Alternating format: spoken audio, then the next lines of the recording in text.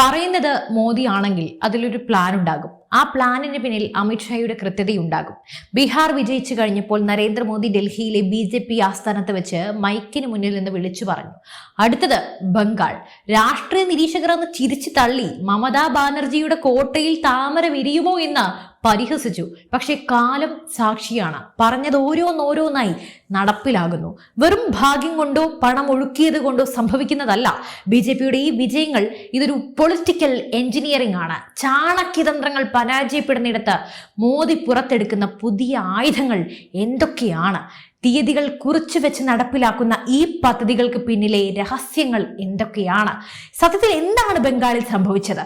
ബീഹാർ മുതൽ ബംഗാൾ വരെയും അതിനപ്പുറവും BJP നടത്തുന്ന ആ തൂക്കിയടിയുടെ പിന്നിലെ കാണാപ്പുറങ്ങൾ നമുക്ക് പരിശോധിക്കാം. ബംഗാളിലെ രാഷ്ട്രീയത്തെക്കുറിച്ച് സംസാരിക്കുമ്പോൾ നമ്മൾ ആദ്യം ചർച്ച ചെയ്യേണ്ടത് അവിടെ നിലനിൽക്കുന്ന ഭയത്തിന്റെ അന്തരീക്ഷത്തെക്കുറിച്ചാണ്. മമതാ ബാനർജി എന്ന നേതാവ് പണ്ട് ഇടതുപക്ഷത്തിന്റെ അക്രമ രാഷ്ട്രീയത്തിനെതിരെ പോരാടിയാണ് അധികാരത്തിൽ വന്നത്. അതായത് ബംഗാളിലെ ജനതയുടെ വിശ്വാസം പിടിച്ചുപറ്റി അത് മുതലെടുത്തു. എന്നാൽ ഇന്ന് അതേ അക്രമം തന്റെ അധികാരം നിലനിർത്താനുള്ള ആയുധമായി മമത മാറ്റിയിരിക്കുന്നു. BJP പ്രവർത്തകർ കൊല ചെയ്യപ്പെടുന്നു, സ്ത്രീകളെ ആക്രമിക്കുന്നു, വീടുകൾക്ക് തീയിടുന്നു, അവരുടെ അവകാശങ്ങളെ തടഞ്ഞു വെക്കുന്നു. തിരഞ്ഞെടുപ്പിന് ശേഷം ബംഗാൾ കലാപം നമ്മൾ കണ്ടതാണ്. കേന്ദ്ര സർക്കാരിന്റെ പദ്ധതികൾ പാവപ്പെട്ടവരിൽ എത്താതിരിക്കാൻ പേര് മാറ്റി സ്വന്തം സ്റ്റിക്കർ ഒട്ടിക്കുന്ന കട്മണി രാഷ്ട്രീയം ബംഗാളിനെ കാർന്നു തിന്നുന്നതാണ്. ബീഹാർ പിടിച്ചതോടെ മോദിയുടെ കണ്ണുകൾ ബംഗാളിലേക്ക് പതിഞ്ഞു. അവിടെയാണ് അമിത്ഷാ എന്ന ചാണക്യന്റെ റോൾ തുടങ്ങുന്നത്. ഓരോ ഗ്രാമത്തിലും പോയി BJP അംഗത്വമെടുത്തു. മമതയുടെ വലങ്കൈയായിരുന്ന സുവേന്ദു അധികാരിയെ പോലെയുള്ളവർക്ക് മമതയുടെ ഏകാധിപത്യത്തിൽ നിന്ന് മടുത്ത് BJPയിലേക്ക് ചേരേണ്ടിയും വന്നു. ഇഷ്ടംപോലെ ജനങ്ങൾക്ക് അവിടെ പ്രതീക്ഷകൾ നൽകി, വിശ്വാസങ്ങൾ കൊടുത്തു. ഇത് മോദിയുടെ പ്ലാനിങ്ങിന്റെ വിജയമാണ്. ഇതാണ് ഈ വീഡിയോയിലെ ഏറ്റവും പ്രധാനപ്പെട്ട ഭാഗം എന്ന് പറയുന്നത്. BJP ജയിക്കുന്ന എല്ലാ തിരഞ്ഞെടുപ്പുകളിലും നമ്മൾ കേൾക്കുന്ന സ്ഥിരം പല്ലവിയാണ് EVM ഹാക്കിംഗ് ആണ്. എന്താണ് ഈ EVM തട്ടിപ്പ് വാദം? സത്യത്തിൽ ഇതൊരു എസ്കേപ്പ് റൂട്ടാണ്. തോൽവി സമ്മതിക്കാനാവാതെ അതിനെ പ്രതിരോധിക്കാനായി എന്തൊക്കെയോ വിളിച്ചു പറയുന്നത്. ജനങ്ങൾ തങ്ങളെ കൈവിട്ടു എന്ന് സമ്മതിക്കാനുള്ള മടി കൊണ്ട് ഇന്നത്തെ പ്രതിപക്ഷം കണ്ടെത്തിയ ആ ഒരു എളുപ്പവഴി. ബംഗാളിൽ മമത ജയിക്കുമ്പോൾ EVM നല്ലതാണ്, എന്നാൽ UPയിലോ ഗുജറാത്തിലോ BJP ജയിക്കുമ്പോൾ EVM മോശമാണ്. ഈ ഇരട്ടത്താപ്പിനെ എന്ത് പേരിട്ടാണ് വിളിക്കേണ്ടത്? ഇനിയിപ്പോൾ ഇവിടെ ബംഗാളിൽ സംഭവിക്കാൻ പോകുന്ന അടുത്ത വാദമാണ് ഈ EVM തട്ടിപ്പ്. EVM ഹാക്ക് ചെയ്യാൻ പറ്റുമെങ്കിൽ എന്തുകൊണ്ട് BJP ഹിമാചലിലോ കർണാടകയിലോ കേരളത്തിലൊക്കെ തോക്കുന്നു?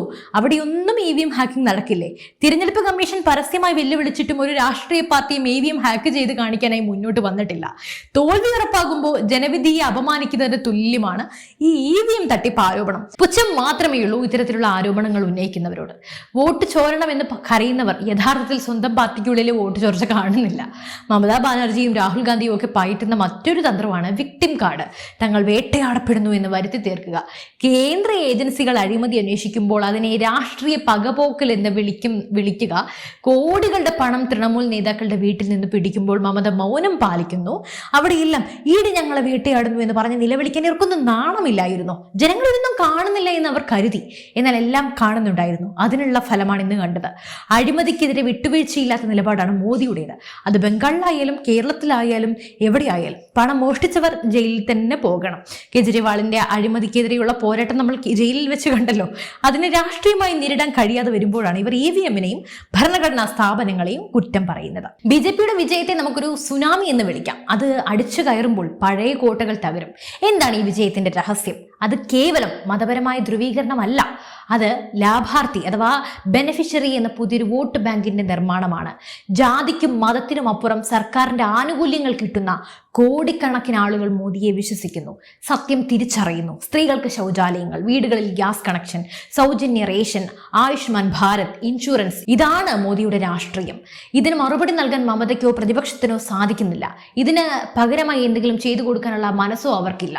അതുകൊണ്ടാണ് അവർ EVMന് പിന്നിൽ ഒളിക്കുന്നത്.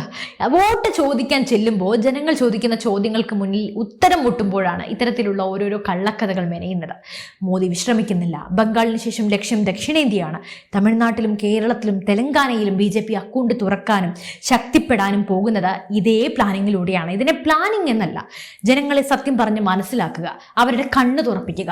ജനവികാരം മനസ്സിലാക്കി പ്രവർത്തിക്കുന്ന ഒരു പാർട്ടിക്ക് മുന്നിൽ കുടുംബവാഴ്ചയും അഴിമതിയും നടത്തുന്ന പാർട്ടികൾക്ക് എത്ര കാലം പിടിച്ചു നിൽക്കാൻ സാധിക്കും? അവസാനമായി ഒന്ന് മാത്രം, ജനാധിപത്യത്തിൽ ജനങ്ങൾ ജനങ്ങളാണ് പ്രമുഖർ. അവർ നൽകുന്ന വിധിയെ മാനിക്കാനുള്ള മാന്യത തോൽക്കുന്നവർ കാണിക്കണം. ബീഹാർ കഴിഞ്ഞപ്പോൾ മോദി പറഞ്ഞത് ബംഗാളിൽ സംഭവിച്ചു. ഇനി വരാനിരിക്കുന്ന തെരഞ്ഞെടുപ്പുകളിലും BJP ജയിക്കുമ്പോൾ EVM-ന് കുറ്റം പറയാൻ റെഡിയായിരിക്കുന്നവരോട് ഒന്നേ പറയാനുള്ളൂ: ജനങ്ങളുടെ മനസ്സ് വായിക്കാൻ പഠിക്കൂ. അല്ലാതെ മെഷീനെ കുറ്റം പറഞ്ഞിട്ട് യാതൊരു കാര്യവുമില്ല. മമതാ ബാനർജിയുടെ ഗുണ്ടാ രാഷ്ട്രീയത്തിന് അന്തം കുറിക്കുന്നതുവരെ, അഴിമതിക്കാർ ജയിലിൽ പോകുന്നതുവരെ ഈ പോരാട്ടം തുടരുമെന്നാണ് മോദി നൽകുന്ന സൂചന.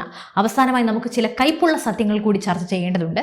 ജനാധിപത്യത്തിൽ ജനങ്ങളാണ് അന്തിമ വിധികർത്താക്കൾ. അവർ നൽകുന്ന വിധിയെ നെഞ്ചേറ്റാൻ തയ്യാറാകാത്തവർ യഥാർത്ഥത്തിൽ ആ ജനതയെ തന്നെയാണ് അപമാനിക്കുന്നത്. അവരെ തന്നെയാണ്, അവരുടെ നീതിയെയാണ് നിങ്ങൾ ചോദ്യം ചെയ്യുന്നത്. ബീഹാർ കഴിഞ്ഞപ്പോൾ മോദി പറഞ്ഞത് ബംഗാളിൽ സംഭവിച്ചു. ബംഗാളിന് ശേഷം അടുത്ത സംസ്ഥാനങ്ങളിലും അത് തന്നെ ആവർത്തിക്കും. ഇവിടെയെല്ലാം തോൽക്കുന്നവർക്ക് പറയാൻ ഒരേ ഒരു കള്ളക്കഥയുള്ളൂ: EVM തട്ടിപ്പ്, വോട്ട് ചോരി.